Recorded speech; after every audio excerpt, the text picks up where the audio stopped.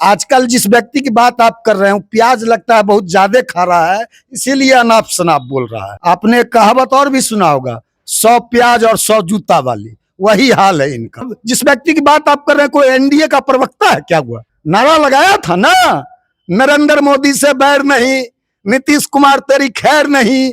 इसको कहते हैं ताबड़तोड़ तेल मालिश, इसी को कहते हैं टीटीएम गिरी। कि चलो गांव की ओर, चलो पंचायत की ओर, चलो जनता के बीच में। मेरा नाम प्रेम है और आप लाइव स्ट्रीम देख रहे हैं। 2 दिवसीय बैठक पशुपति कुमार पारस बुलाया और तमाम जो आरएलजेपी के नेता हैं वो पटना पहुंचे थे।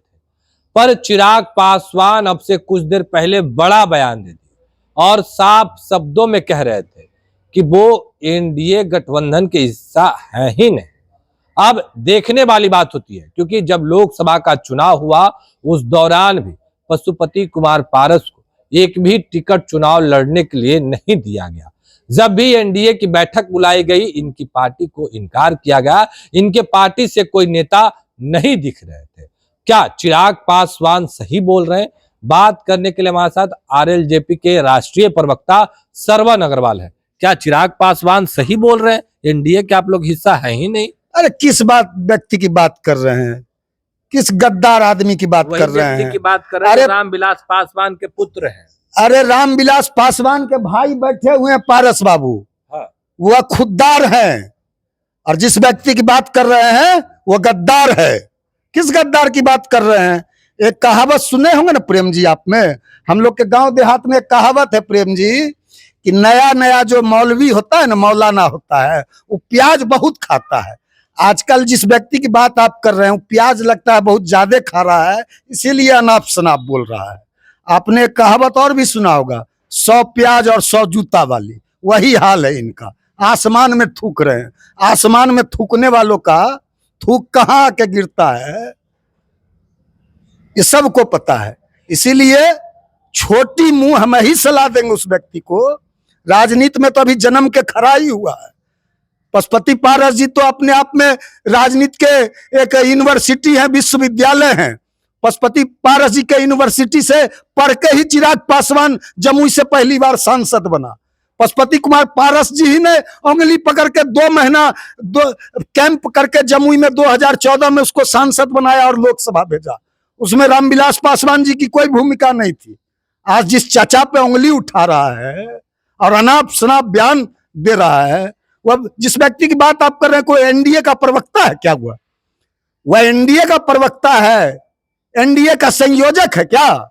हम तो सलाह देंगे भारतीय जनता पार्टी और जदयू के शीर्ष नेताओं को कि उसको एनडीए का संयोजक बना दीजिए या एनडीए का अधिकृत प्रवक्ता बना दीजिए। वह क्या है? वह व्यक्ति 5 सांसद जीत गया, 5 सांसद 100% स्ट्राइक, 100% स्ट्राइक, 100% स्ट्राइक। अरे 2020 में लड़े थे, कहां गया था स्ट्राइक? अकेले लड़े थे ना। 135 सीट पर नीतीश कुमार जी के खिलाफ लड़ा था ना, नारा लगाया था ना, नरेंद्र मोदी से बैर नहीं, नीतीश कुमार तेरी खैर नहीं, हमारी सरकार बनेगी तो नीतीश कुमार को जेल भेजेंगे, 7 निश्चय नल जल योजना की जांच कराएंगे। यही व्यक्ति ने तो था, कहता था शराबबंदी में, तस्करी में। नहीं, वो तो बात पुराना हो गया। अब नीतीश कुमार के लिए भारत रत्न मांग रहे हैं, भी तो आपने सुना होगा। इसको कहते हैं ताबड़तोड़ तेल मालिश, इसी को कहते हैं टीटीएम गिरी, इसी को कहते हैं टीटीएम गिरी। 2 साल पहले, साल भर पहले, 6 महीना पहले करे तो नीतीश कुमार को जेल भेजेंगे। 6 महीना पहले, 6 महीना पहले, लोकसभा चुनाव के चंद दिनों पहले तक कह रहा था कि नीतीश कुमार देश के सबसे भ्रष्ट मुख्यमंत्री है। यही चिराग पासवान ने बोल रहा था, और आज भारत रत्न मांग रहा है। अपने बाप को भूल गया, कहता हम रामविलास पासवान के अंश हैं। पशुपति कुमार पारस जी ने तो कहा है, दलित सेना के राष्ट्रीय अध्यक्ष है पशुपति कुमार पारस जी। उन्होंने कहा है कि रामविलास पासवान दलितों के विश्व के सबसे बड़े नेता थे, उनको भारत रत्न मिलना चाहिए। यही व्यक्ति न था, आपको याद होगा या भूल गए होंगे जिस व्यक्ति की बात कर रहे हैं, यही व्यक्ति रो रो के कहता था कि नीतीश कुमार जी ने हमारे पिता रामविलास पासवान को अपमानित किया, हमारे पिता रामविलास पासवान को बेइज्जत किया, राज्यसभा भेजने की बात कहकर कि हमारे कृपा पे रामविलास पासवान जी राज्यसभा गए हैं। वो बात सरमन जी पुरानी होगी, नया बात पे हम लोग बात कर रहे हैं। चिराग पासवान ने कह दिया कि पशुपति कुमार पारस जो कि उनके चाचा है वो एनडीए गठबंधन के हिस्सा नहीं है। लोकसभा में भी हम लोगों ने देखा, आप लोगों को टिकट नहीं मिला, मुख्यमंत्री नीतीश कुमार बैठक बुलाते वहां से आप लोगों को निमंत्रण नहीं, यानी एनडीए ने भी मन बना लिया ना कि आप लोग एनडीए गठबंधन के हिस्सा नहीं है। चिराग पासवान को तरजीह दिया जा रहा है। आप लोग जिस पार्टी कार्यालय में थे उस पार्टी कार्यालय आप लोग से छीन गया और अब वहां चिराग पासवान अपना कार्यालय बना रहे हैं। अरे एनडीए ने अभी मन बना लिया है। हाँ। नीतीश कुमार जी ने यह मन बना लिया है। हाँ। भारतीय जनता पार्टी ने यह मन बना लिया है कि हमको भस्मासुर को आशीर्वाद देना है और एनडीए को भस्म करना है 2025 में। तो भारतीय जनता पार्टी और जनता दल को भस्मासुर मुबारक। हम अपनी पार्टी की ताकत को अपने दम पर खड़ा करेंगे। 2 दिन से जो पार्टी की बैठक हुई है पटना में, परसों जो दिन भर बैठक हुई, पूरे सूबे बिहार से पार्टी के जो कार्यकर्ता और नेता आए, कल भी 10 बजे से बैठक शुरू हुई, शाम में 8 बजे देर रात्रि तक बैठक चली। आप भी प्रेम जी कल आए थे। यह 2 दिनों की बैठक को देखकर वो चिराग पासवान के देह में खुजली और नोचनी हो गया है। और जो खुजली और नोचनी उसके देह में हो गया है ना, वो जो दाद और खुजली हो गया है, सब खुजली नोचनी का इलाज 2025 में हो जाएगा। क्या कीजिएगा? 2025 में राष्ट्रीय लोक जनशक्ति पार्टी एक बहुत बड़ी ताकत बनकर उभरेगी। एनडीए के साथ या फिर बिना एनडीए के? हमने कहा ना, अभी हमारा रास्ता, हम लोग एकला चलो की नीति पर आगे बढ़ेंगे। अकेला अपने दम पर इतनी बड़ी ताकत बिहार में अपनी पार्टी को बनाएंगे, इतनी बड़ी मजबूत इमारत अपनी पार्टी का खड़ा करेंगे बिहार में। हमारा जो पार्टी का नींव है, इस इमारत का, राष्ट्रीय लोक जनशक्ति पार्टी का बंगला का, पार्टी का जो नींव है, एक एक कार्यकर्ता इस नींव का जो ईंट है वह चट्टान की तरह मजबूत है।